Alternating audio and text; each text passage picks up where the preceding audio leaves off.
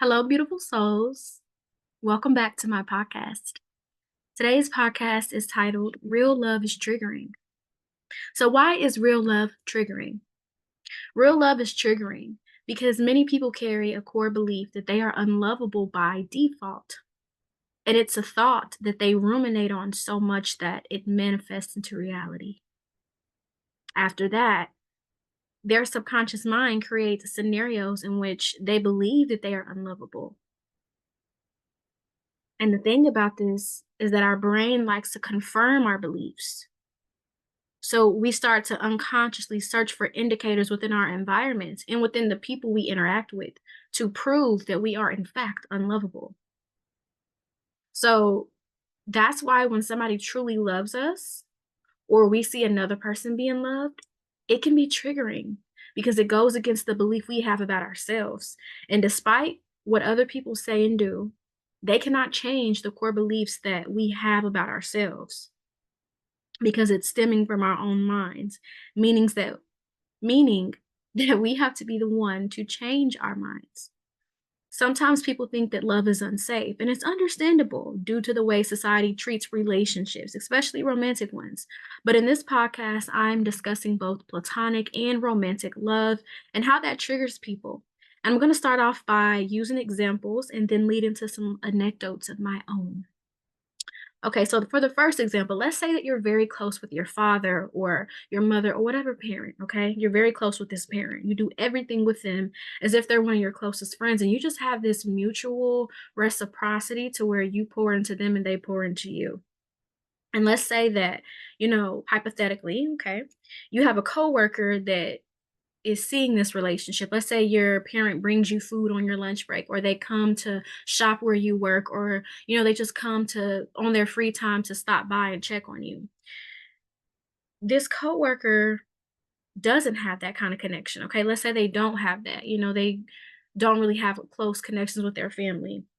They're going to be triggered by that. Okay, 9 times out of 10, they will be triggered. And, they may even make comments like, "You need to grow up," or, "Oh, you still hang out with your parents? That's so lame." Or they say, "Your parents do everything for you. Do you do anything by yourself?" Like, they try to come for you because they're triggered that they don't have a person in their family that is connected with them. And this is an example, okay? I just wanna give you an example so that it makes sense, okay? They get triggered because they don't have that same type of love in their life, and like I said, when somebody sees you being loved in a way that they wanna be loved, it's triggering, okay? It can go both ways because a person can get triggered by you loving them, but also seeing another person get loved. And this is just platonic, okay? This is a platonic example. Another reason why people would feel unlovable is because they've dealt with trauma, heartbreak, and deceit. And again, that's understandable. We've all been through that. But if you allow those things to define you, it will be very hard for you to view yourself as someone who deserves to be loved deeply. If you don't heal those beliefs and that trauma, then you will unconsciously and even sometimes consciously direct your anger and frustration out on the people that get to experience the love and connections that you want, and even the people who are trying to love on you. It all starts with believing that you are lovable and staying disciplined to believe it. You have to train your mind to adopt new thoughts because your thoughts create reality. If you believe that you're unlovable, then that is the reality that you're creating for yourself. And the key word here is you. And this is not to negate the fact that other people can play a part in how we feel, but it's ultimately up to you to know that despite how people react to you, how they view you, how they treat you, you are still worthy of love. Here's another example, and this one is quite common. Let's say you're in a good relationship, okay? You have your ups and downs, but you and your partner work as a team to understand one another and to see each other's viewpoints. So it's pretty much healthy. Let's say you and this person have been together for some years, okay? You could be married or engaged or just in this committed bond. When you interact with your partner around people who are single or insecure, they will get triggered. And this could even be people who are in romantic relationships. They can still get triggered by this too because your relationship is exciting. You and your partner can talk to each other like y'all are best friends. Y'all can laugh at things. You have inside jokes. They see that level of closeness and it's lacking in their relationship, okay? Or they're single and they want that level of closeness with somebody. It's really difficult for people to understand why two people can love each other and only each other for so long. It's like people make it seem like that's rocket science. Like, why do they get along so well? Like, real relationships take work. It's not like what you see in the movies where you instantly are attracted to somebody and it's just going to work by fate. Like, you have to learn how to work out arguments. You have to learn how to work out differences because you're going to have differences in viewpoints, differences in taste. Somebody may have allergies. You have to understand that a relationship is not just going to work based on just the love aspect alone. You have to be able to hold yourself accountable, see their viewpoint, be able to forgive. There's a lot that goes into having a healthy relationship with the person. And people who feel like they're unworthy of love don't consider those aspects. They just look at it from a limited perspective because of how they feel about themselves. And you'll notice that these kind of people, they'll either try to take your partner from you, get you to break up with them, spread rumors, sabotage the relationship in some way, or even try to compete with you in their relationship because you have people to do that too. But it's all because they want what you have. And it's so crazy because it's all it takes for them to have that is to change their mind. You have to believe that you're lovable and that you deserve it. It's crazy to expect a cheater to be loyal. It's crazy to expect a person that has multiple baby mothers and baby fathers to only be there with you and have a kid with you like they have other children they have to tend to. Like, it's naive to expect a thief not to steal from you. And these are just examples I'm using, but it's like when people want to have a relationship, they don't think about compatibility. They just look at, oh, I'm sexually attracted to this person, or we've been knowing each other for a long time, or a lot of times it's a trauma bond and it's not based on real love. It's based on what they have in common, like on a insecure level, on a traumatic level, and it's not healthy.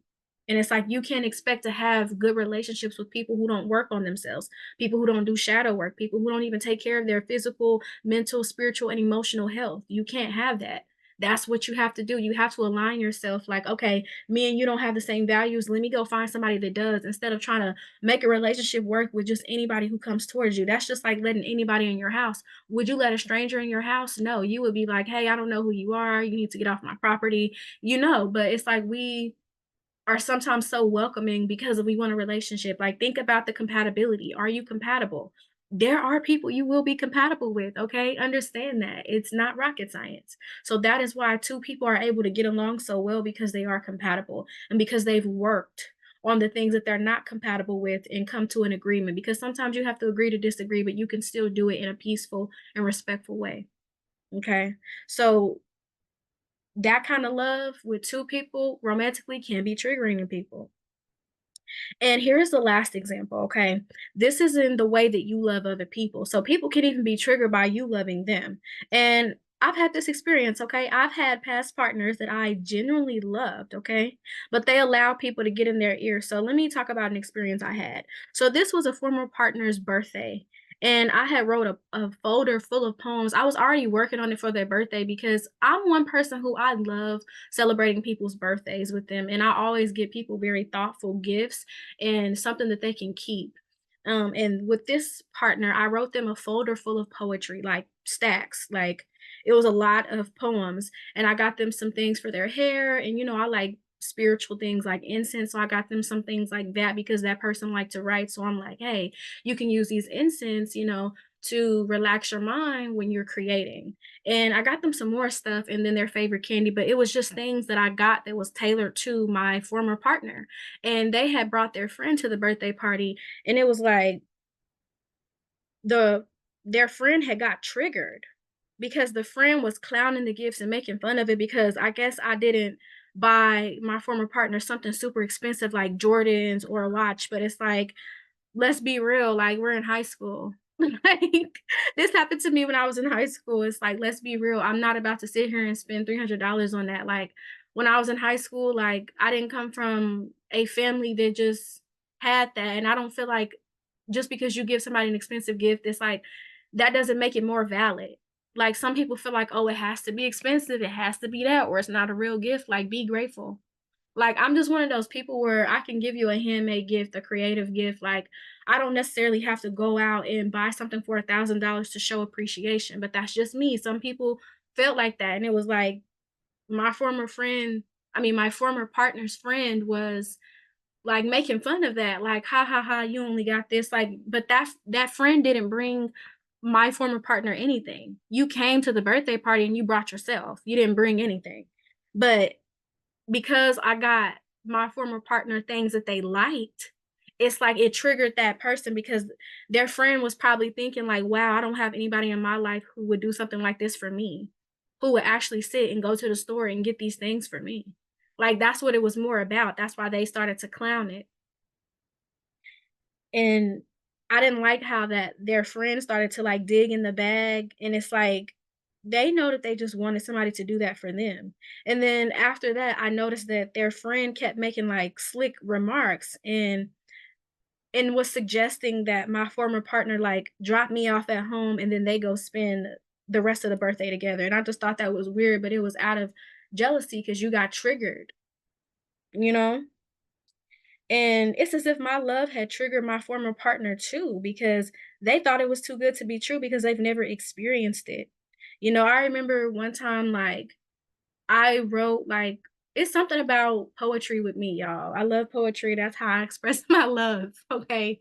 And it was another time when I had wrote some poems for this person, and it was like right after school. I was getting ready to leave, and I had put these sticky notes like on their car because I was getting ready to leave. So I'm like, let me leave this message here. Like, I would do things like that, and that person would after that like distance themselves from me or just start acting weird. Like, when I would tell them like really beautiful things or open up to them and tell them how much I cared about them, like they would do that and start to pull away. And it started to become like this. I started to feel like this pull and pull kind of thing going on. And eventually I broke it off because I'm not going to be in a relationship with somebody who's afraid of love and who doesn't think my love is real and listening to everybody else and stepping out on me. Like, this person is like, how are you afraid of love but cheating on me? Like, it doesn't make any sense. And to this day, that person never wants to acknowledge it. Like, when you do things in the dark, it comes to the light. Like, just acknowledge it and move on. And that person got triggered, so they went out and had to search for something else because that was more familiar to them, like deceit and secretive relationships. But actually having a person that cares about you and writes poetry about you and prays for you, like, that's triggering to some people because they're not used to somebody loving them so deeply. Some people don't even want you to see them because they have that core belief that they're unlovable and there's parts of them that you won't accept. But when you love somebody, you accept them, you accept the good and the bad. So it was like this person's idea of them not being lovable is what prevented this relationship from progressing. Okay. And that can happen a lot of the times. And then here's the last example. So I had a former friend that believed a rumor somebody had told her. And me and this former friend, we were so close. Okay. And the girls in the neighborhood had got upset with that because I was able to go in her house and be around her. And my former friend's mom would be like, "No, I don't know everybody, so everybody can't come in my house." And it was also dealing with cleanliness because she didn't want people bringing like just, you know how it is when you meet strangers, you don't know like what they have or, their hygiene. So you want to be mindful of that. And they got upset with that and they came together, orchestrated this plan to break up the friendship. And they did that by telling her something that I never said. And this is the thing, it's like they studied her. They studied my former friend because they figured out what hurt her. And it was so diabolical because they figured out, okay, this is what hurts this person. So let's just say that Blossom said this, okay? And they did.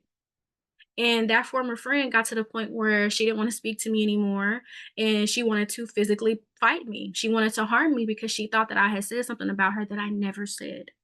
Fortunately, like, we didn't get into a fight and we ended up talking it out, but it's the fact that when she told me, like, who was telling her, it was girls from the neighborhood and even, like, one of our mutual friends. It was just crazy how people can get so jealous of you loving somebody and that person caring about you because I think we had like best friend necklaces. Like, we did stuff like that. Like, we had even went to like downtown together and we went into this building that we weren't supposed to go into. And like, she taught me how to do eyeliner and we would have sleepovers. It was just like that kind of a friendship. And they got upset because they wanted to be her best friend. Like, it would be people saying like, this is my best friend. And I'm like, actually, it's mine. Like, we already knew, but it was like, that's what led to the breakdown, like, people feeling like, "No, if she can't be my best friend, then she's not gonna be anybody's," and they ended up breaking up that friendship.